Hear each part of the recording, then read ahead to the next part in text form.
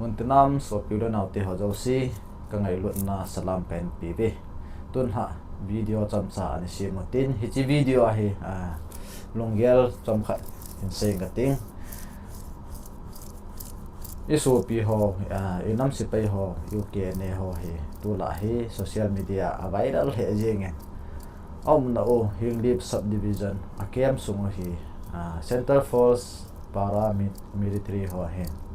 helicopter mangcha in akem ho su sit dim ti changai in operation abole ti thu he ke za he chi ji a chu kanam mi pi te ho so piura naw alha mi pi te ho zo sin yum na chi ba hi inam si pai ho inam gulang ho gamla nam hu a pan la ho iti safety thei da ham iti hui ro thei da ham ti pa hi longgel in ai khom ngai ti chu ka ga se ro no men tin zat dang te ho ipiti ki man cha bam te la anam si pai ho hi amo hen zana nei ta mi pi hen anei hen thing nui yang ati po ben anam si pai ho thing nui mi ho ko amo han ipiti ko wam te la na ga te ho hi na zat dang ho khon da si pai ati ben ai hon rol men si pai ko bang khon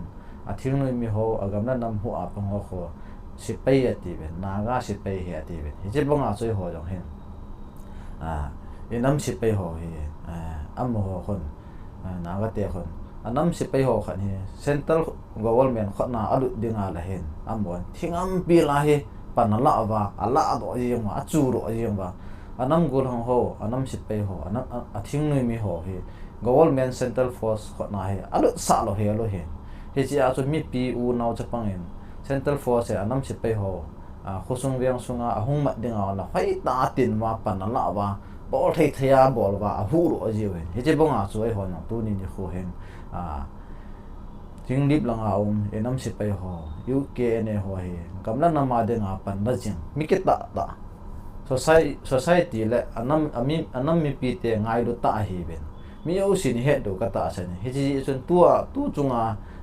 Central Force in no mun helicopter la abulu no ho operation boarding ati ho ai thel agan na thei pe na hi athang mi hi bin kukin nam zo sin pan lao tin amun na athang akenai pi lo ho chen gala panga jong am ho Central Force ho chan dei lo sa na jong rally bo thei hen na ai le athang mun na hingdip area nami pi ti ho zo sin inam si pai ho Central Force ho ahong bulu na o le operation ahong bol na wa kem ho su sit ding ati ho hi ata hi amun amol ta ahong lut ta wa la hen mi pi ti ho hen pan lao tin hita bong ho hi ka gam sunga da hen kanam si pai ho hen ami pi ti ho veng tup de nga hi ven amo hi thil si bolai pon mi chomai po ve tin Central Force ho don bu no tin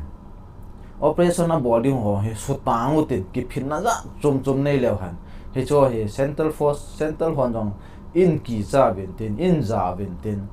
che pha la chun nam si pe ho jong hu ki hu do do e ho sunga jong ki ngai lut ne ong pung ding nam si pe ho ding a jong ma chal be na hi ho in ti chu ka dong ya la he a hen tu chen ge hin ni thum ni di langa chi tan video hung viral na ho he ala pathen no se nin tu tari hen nam se pai ho bui na tu e ti ho ma cha ki mo pon a je chu amun na lo ki hi chun ga la pangani u so he ve jia la ilung thim hian nom ji pon he ji a chu inam se pai ho bui na hen to central government khona alut ka hi mi pi hen ai thei chanai ki go mu tin na nei u tin central government hoi nung no u tin zat dang nam dang te hon anam se pai ho a hu bong khonai ho no hu te hi kalung gel ka ga se hen tin ilung mi nung gel to ki bong lo he ilung gel do siu chu isial khwa ma la hoi chi chu hoi dam tia chu ke jong chi social media youtube mang sai lung gel kan se hen tin na ya chu ke thi mo tin ai thaya le inam se pe ho he thil si bolong he po bin central government kap jong he po bin anam sunga anam pi phat chom da jenga na tong ai hi bin he chi chu public mi pi kuki nam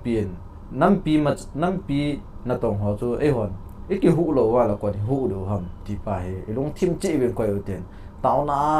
ko thei la ko mo tin pathinin Central Force ho lungthim ma thu saya hita bang thil sia bon lo ding wa he taw na mang thei thei mangutin amuna pa na thei thei pan naw tin he chun taw na tut thu in inam piu inam se pe ho he hu utin pan naw tin in khu manguti ti chu ga se he tin sei thim lo ta he ong isei na wa chu isei khil ho om le ke thim utin isei kha ho chu pathinin phat thei bu pi utin ku ki nam pi inam piu le inam se pe ho pathinin biang bi jing ta han ti chu che na ga se